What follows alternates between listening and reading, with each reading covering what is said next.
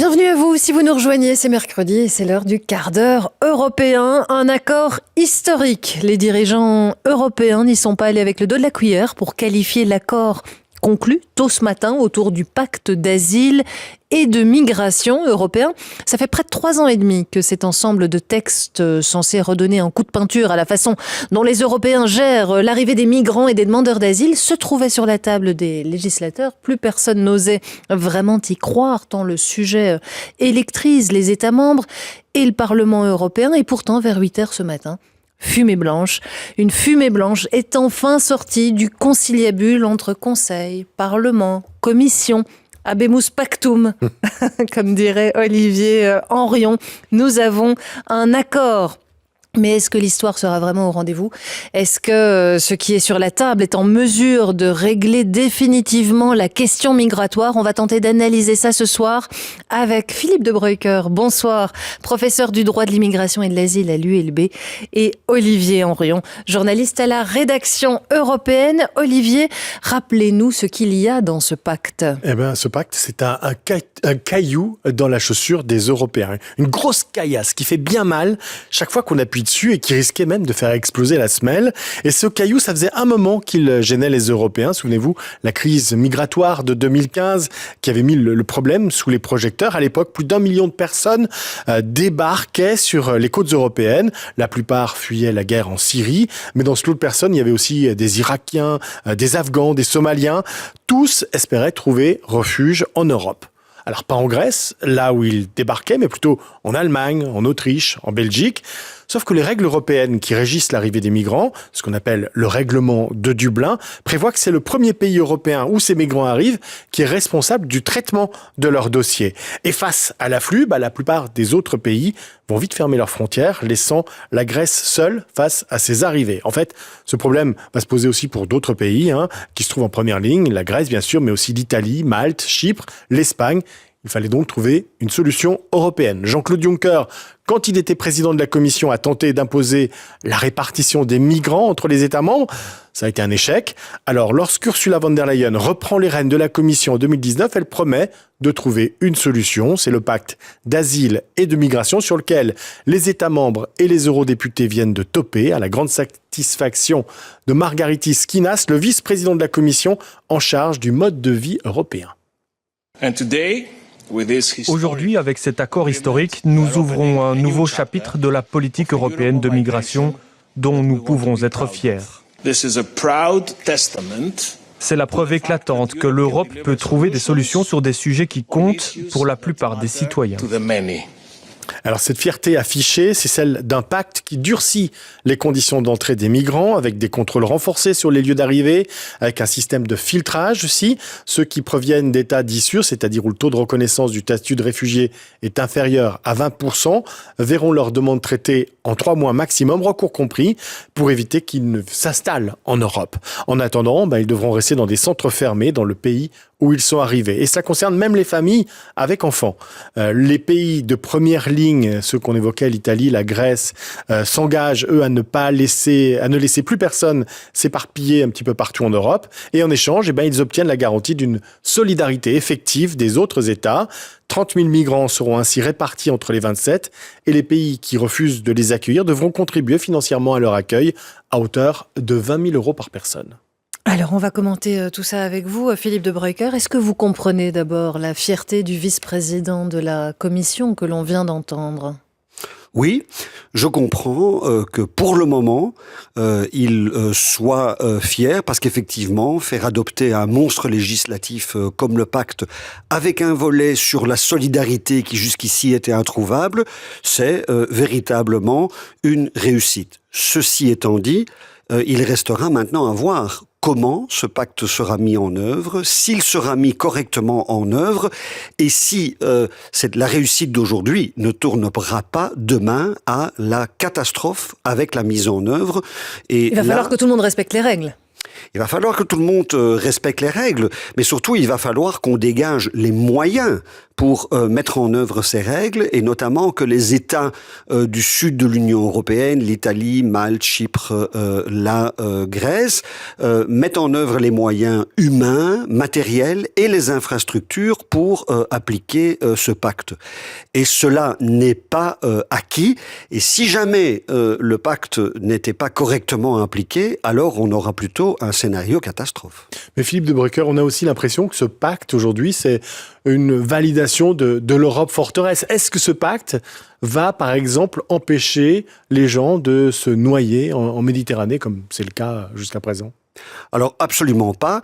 Ce pacte ne vise pas à gérer les voyages vers l'Union européenne, mais ce qui se passe une fois que les personnes sont arrivées aux frontières de l'Union européenne.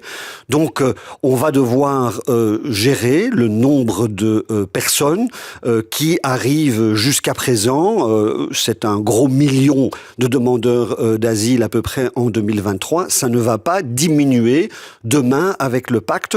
Mais là, il y a un autre volet de la politique européenne qui peut jouer un rôle, c'est ce qu'on appelle l'externalisation, la coopération avec les pays tiers, où là, on peut véritablement jouer sur les flux. Mais il est certain que les flux resteront importants et qu'il faudra donc tenter de les gérer par le biais du pacte. Aujourd'hui, ce pacte, il prévoit d'accélérer, on a entendu, les procédures de renvoi des migrants qui n'ont pas lieu d'avoir un statut de demandeur d'asile ici dans l'Union européenne. Mais pour ça, il faut que les pays d'origine acceptent ces migrants. Est-ce que c'est le cas aujourd'hui ? Alors, le pacte vise à procéder aux frontières à deux types de procédures de manière accélérée, les procédures d'asile et les procédures de retour. On veut faire les procédures d'asile en 12 semaines, c'est-à-dire en 3 mois. En Belgique, on est au-delà de l'année, plus de 12 mois. Est-ce que on va parvenir à faire en 3 mois ce que jusqu'à présent on fait en Belgique en 12 mois? Personnellement, j'ai quelques doutes, surtout que ce délai de 12 mois en Belgique ne comprend même pas la procédure d'appel, alors que dans le cadre du pacte, on veut également faire la procédure d'appel. Donc, première question, est-ce qu'on va faire en 3 mois ces procédures d'asile? Personnellement, j'ai quand même En tout cas, il faudra des moyens, on y revient, pour traiter ces demandes et des moyens humains pour traiter ces demandes rapidement. Tout à fait. Alors, l'Union européenne prévoit de mettre à disposition des États membres des moyens supplémentaires à ceux que les États membres devront dégager. On verra si ça va suffire. Pour la seconde aspect que vous avez évoqué, c'est-à-dire les procédures de renvoi dans les pays d'origine, on veut également faire ça en 12 semaines. Mais le pacte actuellement ne permet pas de penser que cela pourra se faire plus facilement, parce qu'il faut évidemment que les pays tiers réadmettent leurs migrants. Les procédures de retour sont extrêmement longues, difficiles et coûteuses. Et de ce point de vue-là, je ne vois rien dans le pacte qui permette de penser que ce sera plus facile. Un exemple pour illustrer ça, un pays d'origine qui n'accepte toujours pas de reprendre les migrants ? Alors, par exemple, l'Algérie. Avec laquelle la collaboration est extrêmement difficile, mais même avec la Tunisie, la collaboration n'est pas Donc concrètement, des Algériens, des Tunisiens qui arrivent, disons, dans le sud de l'Italie, on a 12 semaines pour les renvoyer éventuellement chez eux, mais rien ne dit qu'ils pourront effectivement retourner, puisqu'il n'y a pas d'accord avec ces pays. Hein. C'est ça. Alors, rien ne dit effectivement que cela pourra se faire pendant les 12 semaines. La politique qu'on appelle celle de retour est une politique extrêmement difficile. Elle l'est aujourd'hui, elle le restera après le pacte. Est-ce que cette accélération de la procédure, elle risque pas de se faire au détriment du droit international, du droit humanitaire ? C'est l'une des critiques que l'on a entendues dès ce matin à l'encontre de cet accord sur le pacte de migration. Alors, je dirais pas nécessairement si on met les moyens et si on respecte les règles.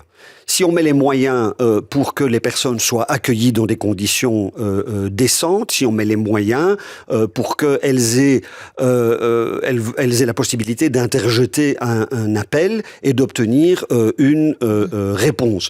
Donc, pas nécessairement, même s'il y a un point sur lequel on peut vraiment être inquiet, c'est la généralisation de la détention pendant ces 12 semaines de procédure asile et pendant ces 12 semaines de oui, ça va faire beaucoup de gens enfermés quand même, également des enfants, hein, c'est notamment ce qui est dénoncé par un certain nombre d'ONG. Et puis il y a ce fameux seuil des 20 semaines, là.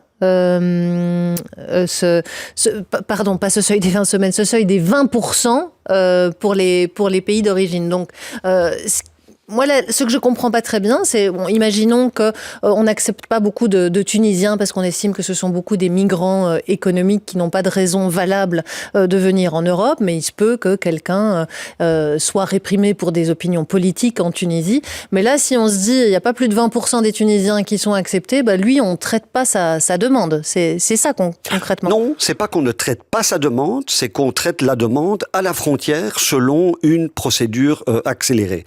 Alors, si on met les moyens et si les règles sont respectées, ça ne pose pas de problème. Mmh. Si on ne met pas les moyens, que les conditions d'accueil sont terribles, comme on le voit dans ce qu'on appelle les hotspots en Grèce ou en Italie, alors on va vraiment aboutir à des violations des droits fondamentaux. Et c'est vrai que l'expérience des hotspots en Grèce et en Italie n'incite pas à l'optimisme. Oui, c'est ce que l'opposition socialiste dénonce d'ailleurs en Belgique aujourd'hui. Olivier. La fierté qu'on a entendue tout à l'heure du vice-président de la Commission, c'est aussi parce qu'on a réussi à conclure cet accord, alors qu'on pensait que c'était impossible, vous l'avez dit tout à l'heure. Est-ce que cette urgence à adopter cette loi, c'est une façon de couper l'herbe sous le pied des mouvements d'extrême droite dont on voit que dans les sondages, qu'ils risquent de gagner pas mal de sièges dans les élections européennes en juin prochain? Alors, c'est effectivement une manière de répondre aux inquiétudes des électeurs qui vont devoir passer aux urnes durant le premier semestre 2024. Ça, on peut le comprendre, mais attention, quand on dit aux électeurs qu'on a trouvé la solution, si ce n'est pas le cas, par la suite, ça se payera à nouveau cher dans les urnes avec une surenchère permanente dans laquelle on est déjà engagé. Il suffit de songer à la tentative du Royaume-Uni de conclure un accord avec le Rwanda, la tentative de l'Italie de conclure un accord avec l'Albanie. On est aujourd'hui aussi beaucoup dans la gesticulation politique. Si ça ne fonctionne pas, chaque fois, le remède sera pire que le. Il faut respecter le droit, il faut respecter les règles, il faut aussi avoir les moyens de ses ambitions, c'est ce que vous nous dites. Il y a une potentielle réforme intéressante, mais pour autant qu'on la mette en œuvre correctement. Merci Philippe de Broecker d'être venu ce soir dans Déclic. Merci Olivier Henrion de nous avoir présenté ce pacte et d'avoir préparé ce quart d'heure européen. Je vous souhaite une belle soirée.